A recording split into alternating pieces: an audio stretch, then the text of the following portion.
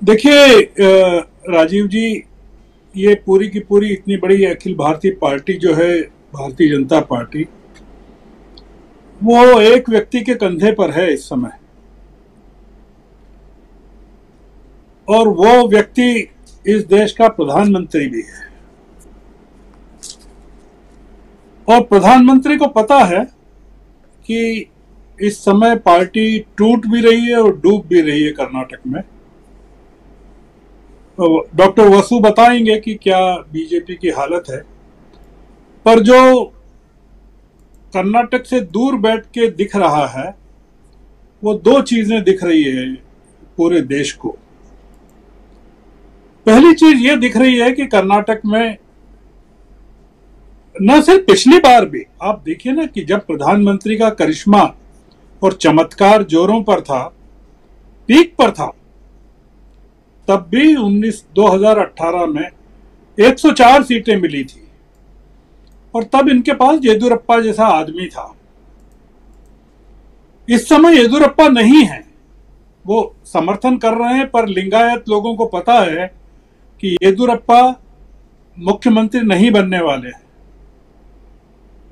उनको पता है कि बोम्मई को मुख्यमंत्री के पद पर के लिए प्रोजेक्ट नहीं किया जा रहा है। कर्नाटक के लोगों को पता है कि किसी भी आदमी को मुख्यमंत्री पद के लिए भारतीय जनता पार्टी ने प्रोजेक्ट नहीं किया है। तो इस समय कर्नाटक के मुख्यमंत्री भी प्रधानमंत्री हैं और देश के भी प्रधानमंत्री हैं। तो उनको बहुत जरूरी है कि वो पूरा का पूरा जोर, अगर वो कर्नाटक में भारतीय जनता पार्टी को नहीं जितवाते हैं या कम से कम कांग्रेस को आने से नहीं रोकते हैं और एक त्रिशंकु स्थिति तीनों पार्टियों को लेकर वहां स्थापित हो कि किसी को बहुमत नहीं मिले, तो वो कांग्रेस भारतीय जनता पार्टी के लिए सबसे ज्यादा जरूरी है। कर्नाटक में भारतीय जनता पार्टी की हार का मतलब होगा राजीव जी कि हिंदी भाषी जो राज्य हैं आने वाले दिनों में,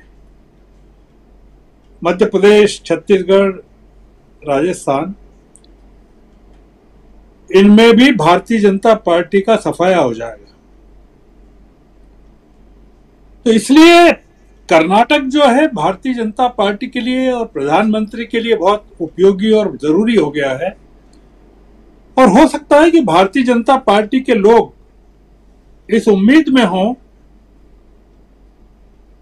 कि सिर्फ 91 गालियां दी गई है, 10 मई तक और 110 गालियां अगर मिल जाए तो एक गाली के साथ उनको 10-20 सीटें बढ़ जाएंगी। आपने देखा कि वो सभा में गालियों को मुद्दा बना रहे हैं। वो इस बात को मुद्दा नहीं बना रहे हैं कि कितनी पहलवान बच्चियों के साथ यौनाचार की घटनाएं कब कब हुई हैं और उनकी संख्या क्या है। तो ये जो एक लड़ाई है कर्नाटक की और दिल्ली में जो जंतर मंतर पर चल रहा है, इसको जोड़कर देखना चाहिए। वो जोड़कर ये देखना चाहिए कि ब्रजभूषण शरण सिंह के खिलाफ कोई भी कार्रवाई, पार्टी के किसी भी सांसद के खिलाफ कोई भी कार्रवाई इस वक्त कर्नाटक को भी ले डूबेगी और 2024 को भी ले डूबेगी। तो इसलिए आप इसको मानकर चलिए कि ये एक बहुत अलग किस्म का चल रहा है पूरा का पूरा खेल। आपने अगर ब्रजभूषण शरण सिंह की प्रेस कॉन्फ्रेंस आज देखी हो, जिसमें वो पत्रकारों के जवाब दे रहे हैं, क्या कह रहे हैं उसमें? इसके पीछे कुछ उद्योगपति हैं, उनके खिलाफ जो षड्यंत्र में लगे हुए हैं। इसके पीछे कांग्रेस है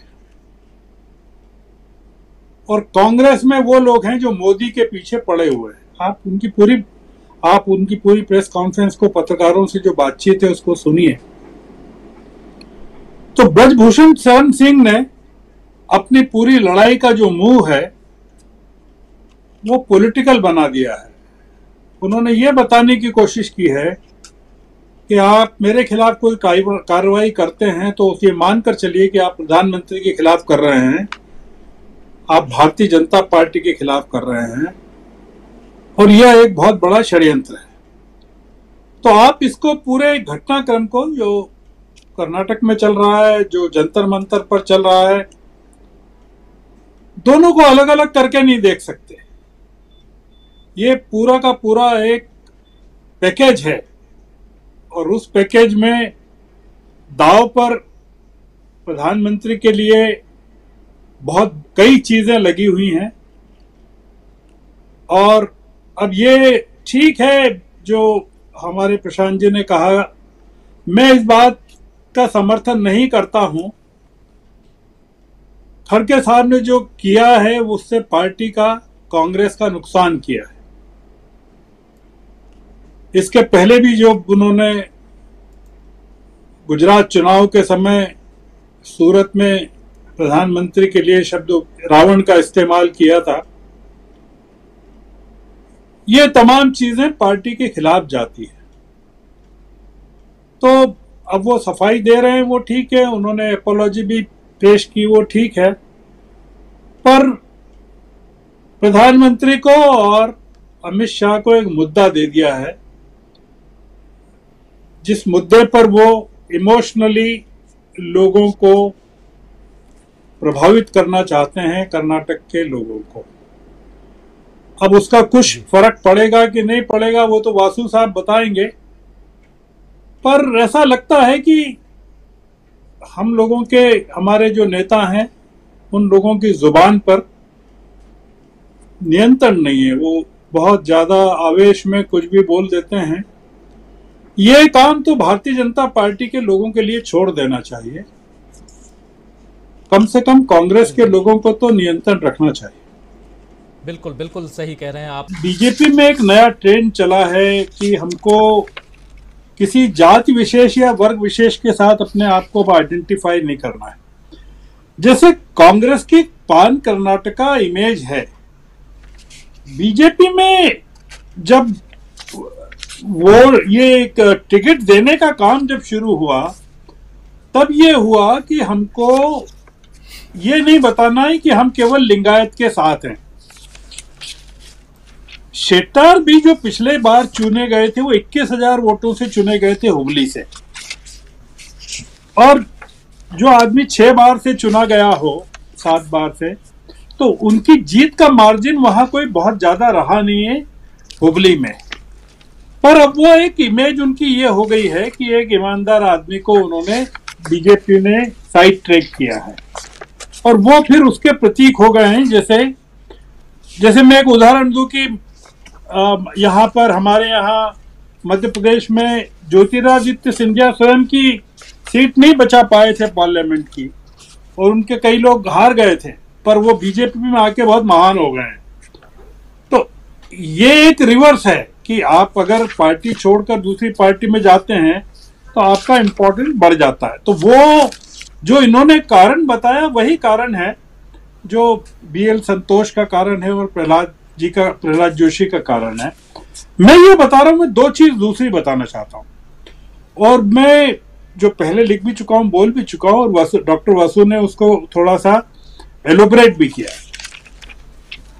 प्रधानमंत्री का प्रभाव जो है वो ऐलान, ये पूरा का पूरा जो डॉक्टर वासु के प्रेजेंटेशन से कंफर्म होता है कि प्रधानमंत्री जितना जाएंगे उतना कमजोर करेंगे। मतलब ये चीज जैसे राहुल गांधी को लेकर गुजरात के बारे में कही जाती थी कि उनको नहीं आना चाहिए गुजरात, क्योंकि उनकी एक इस तरह की छवि बना दी गई, और राहुल गांधी गए भी नहीं। चुनाव के दौरान शायद उन्होंने एक आध साउथ गुजरात में सभा को एड्रेस किया। प्रधानमंत्री के साथ भी अब यही है कि वो अगर जितना जाएंगे, आप देखिए राजीव जी कि पंजाब में प्रधानमंत्री का प्रभाव नहीं चला। मैं पिछले कुछ चुनाव की अगर बात करूं, 3-4 चुनाव की बात करूं, पंजाब में नहीं चला उनका प्रभाव, हिमाचल में नहीं चला, बंगाल में नहीं चला। अब ये जो कर्नाटक है, यहां पर ये एक ऐसा प्रोजेक्ट है कि अगर यहाँ प्रभाव नहीं चलता है प्रधानमंत्री का, तो मैंने जैसा कहा था अपने पहली बातचीत में कि इसका असर जो है मध्य प्रदेश, राजस्थान और छत्तीसगढ़ पर इसलिए पड़ेगा कि वहां कोई लीडरशिप, कर्नाटक में जो प्रॉब्लम है, जो वासु ने भी कही है कि कोई लीडर नहीं है इनके पास। मतलब येदुरप्पा को तो इन्होंने साइड ट्रैक कर दिया, बोम्मई उस तरह का परफॉर्मेंस नहीं दे पाए, पर उनके पास कोई कर्नाटक का नेता नहीं है। और जैसा इन्होंने कहा कि बीएल संतोष और प्रहलाद जोशी के बारे में कहा जाता है कि वो मतलब पेशवा ब्राह्मण्स के बारे में जो कहा जाता है, मतलब कर्नाटक के लोग उनको स्वीकार भी नहीं करना चाहते। बीजेपी की समस्या यह है कि वो लिंगायत से मुक्त होकर, और जैसा बताया शेट्टार भी एक लिंगायत है, लिंगायत के जो सीट्स हैं वो अगर उसमें डेंट लगता है तो एक बहुत बड़ा वर्ग जो है भारतीय जनता पार्टी के बेस से खसक जाएगा, और वो का लिखा तो है ही नहीं इनके साथ में। तो इन जो इसका जो पूरा असर होगा, मतलब प्रधानमंत्री की चिंता विधानसभा नहीं है, आपको ये मानना चाहिए। प्रधानमंत्री की चिंता यह है कि लोकसभा में क्या होगा, जिसमें पूरी की पूरी 26 सीटें इनको मिली थी, अगर मैं गलत नहीं हूं तो। जेडीएस को एक मिली थी और इंडिपेंडेंट को एक मिली थी शायद, या कांग्रेस को एक मिली थी, इस तरह का कुछ है, पर मेजोरिटी जो था चंग। तो अगर इतने बड़े गड्ढे हो रहे हैं कि बिहार में भी गड्ढा हो रहा है, बंगाल में भी हो रहा है, और अब कर्नाटक में अगर हो जाता है तो प्रधानमंत्री की कर्नाटक को लेकर उतनी चिंता नहीं होगी जितनी कि पार्लियामेंट को लेकर हो सकती है, लोकसभा को लेकर हो सकती है। तो इसका जो प्रभाव है कर्नाटक का, वो जबरदस्त तरीके से पड़ेगा। डॉक्टर वसु से केवल एक चीज पूछना चाहिए